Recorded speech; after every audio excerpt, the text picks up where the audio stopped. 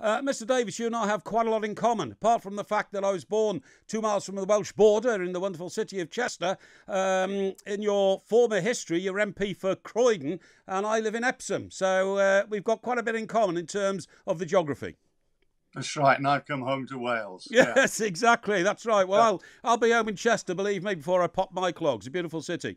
Now then, Mr. Davies, the situation looks a bit muddled in Wales. And as you and I are speaking, I think the Welsh Assembly may be even sitting down, having a meeting and deciding on whether or not they want to review the ban on non-essential goods being bought at supermarkets. That in itself is a small issue, but does it indicate that maybe the policy hasn't properly been thought through?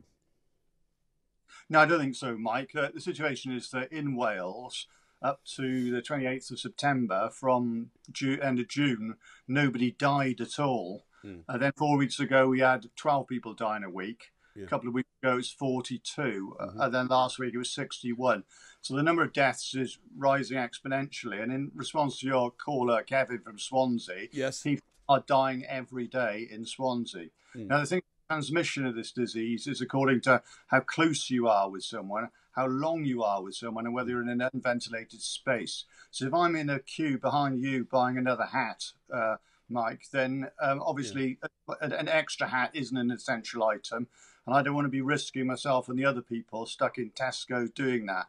So that's the idea. Look, we have 2 weeks. And we've had a week's notice to have this policy. It's not like it's been dropped on us the day after, like Boris Johnson, with that no ending in sight. The people are not supposed to buy non-essential goods in order to reduce congestion in shops and clamp down on the virus. And the basic idea, obviously, is if we lock down the virus people will recover at home or in hospital or die, and there won't be transmission. And then we'll probably save about 6 or 8 weeks and see us through to Christmas. Right. Okay. Now, large parts of Wales are, vast areas of beautiful countryside. So why do you put the lockdown on the whole of Wales when shouldn't it have been focused on, your main municipalities, Cardiff, Swansea, those sort of towns in the north, maybe Rhyl and Colwyn Bay? Why has everybody been subject to the same imposition?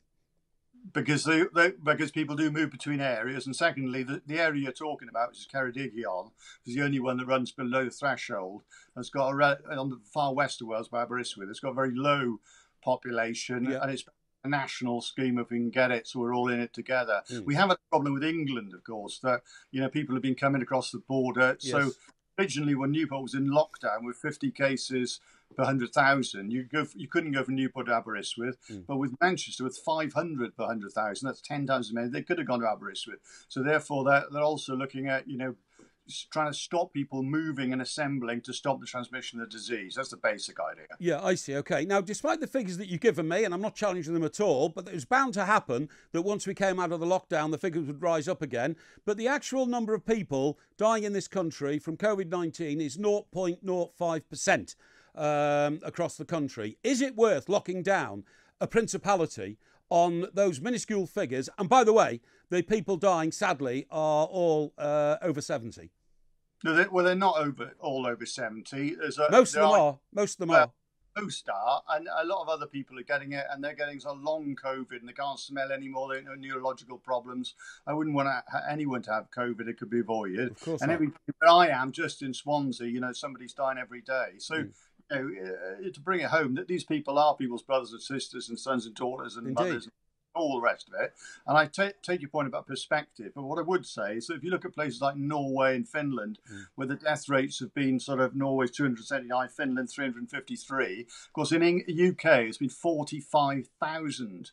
Well, Norway and Finland are back in action because and New Zealand, because they clamped down on this hard, and then they could open up. If you just have this sort of airy-fairy, or let's see what happens, and we're back at 45,000, that's no good for the economy. It's no good for people's freedoms. It's no good for public health. Yeah, but in terms of the size of our population compared to those Scandinavian countries, it's not a huge figure. And Sweden, who tried the experiment of, keep everything open, herd immunity, they suffered about the same percentage of losses as we have, but they didn't crash their economy. economy. So what I'm saying, Mr. Davies, is if this lockdown ends in 2 weeks, or it might be extended like it has been in parts of Scotland, then we come out of lockdown. Don't you expect then there will be another uprising in cases of COVID and fatalities, and we just go through a cycle of lockdown, open up, deaths, lockdown, open up, deaths? There's got to be a better way, hasn't there? Yeah, no, I take your point. But the thing is that we are now in terms of the size of the country, first of all, Wales has got 3 million, which is obviously Britain's more like 65 million. I respect that. But we're a relatively small country in terms of managing this. In terms of going back and forth, well, the idea is that we're quite close now to our NHS critical care capacity.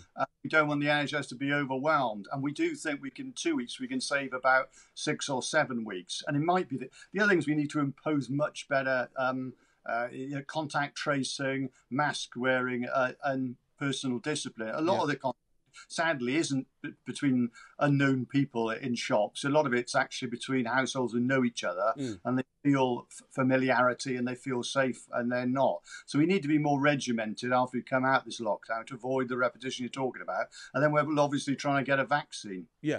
One of the things that you stood firm on was the extra 20 minutes drinking time for the pubs, and I think you voted against the curfew at 10 p.m. I'm glad you did that, because I think pubs are an essential part of the economy of the whole of the United Kingdom. And I'm not saying that because I want people to go out and get drunk all the time. They're essential. They're essential to the people who work there, essential to the mental health of people who go there. And my research, Mr. Davies, shows that people are very, very safe in pubs, because most pubs are very careful about how they isolate their individual customers, and it's terribly unfair to have closed them down. Well, can I just say, like you, Mike, I want to keep pubs safe and pubs open. Yeah. Vote for that. But what I would say is, this might surprise you, but the situation in Wales is one whereby the pubs have got to close stop serving rather at 10. You've got half an hour to drink up, which is sensible. Yes. The situation in England was you had to stop and throw everyone out at 10. Hopeless. What meant was everyone was in the street and they were messing around, and obviously they weren't safe and they were catching the disease. And that's what against that. It's about management. And what Brains Breweries, for example, in Cardiff said, well, we only do 3% of our business after 10. So I'm happy for people to be in pubs after 10, but really to stop the serving then, give them time to drink up and move on. These are choices, I know, Mike. Yes, okay. Now, in the opener to this show, which you may or may not have picked up, I pointed out that earlier this week, Sir Patrick Vallance, Chief Medical Officer, has said even if we get a vaccine by spring, and that's a big, big if, we're not sure it will effectively stop the spread of the coronavirus, of COVID-19. We can't guarantee that. I mean, it seems to me that we are literally waiting for a miracle, and even if the miracle comes, it ain't going to get rid of COVID-19. So don't we need to approach this from a completely different angle? Well, I don't think so. I mean, I think he's sort of covering himself. I think he's put his foot in it a couple of times already. Right. But a vaccine normally does, it's got a 90% incidence, for instance, wipe out these sort of problems. Yes. Well, it won't work, it's true. But around the world, there's a dozen different vaccines being pioneered, and the one by Imperial in Oxford is looking very good, I'm told. But obviously, they could do massive tests to check there isn't any long-term damage. So I've got confidence in it. Okay. Is one of the reasons why Wales have gone for the full lockdown because under your First Minister, Mr. Mark Drakeford, the NHS in Wales is suffering a lot of problems and has come under a lot of criticism for its inefficiency. Are we frightened of the NHS in Wales getting overwhelmed? Well, we are frightened of the NHS in Wales getting overwhelmed, but the amount spent on the integrated NHS and social care in Wales is more per head than in England. And we've got sort of our PPE sorted out more quickly. And obviously we've got other laws that you're not supposed to travel more than, before this lockdown, you weren't supposed to travel more than 5 miles. So you would never seen like 10,000 people in Bournemouth in response to Cummings. We do things differently, like all the children in Wales will have free school meals over Christmas and they won't in England. I mean, it's not perfect, it's just better.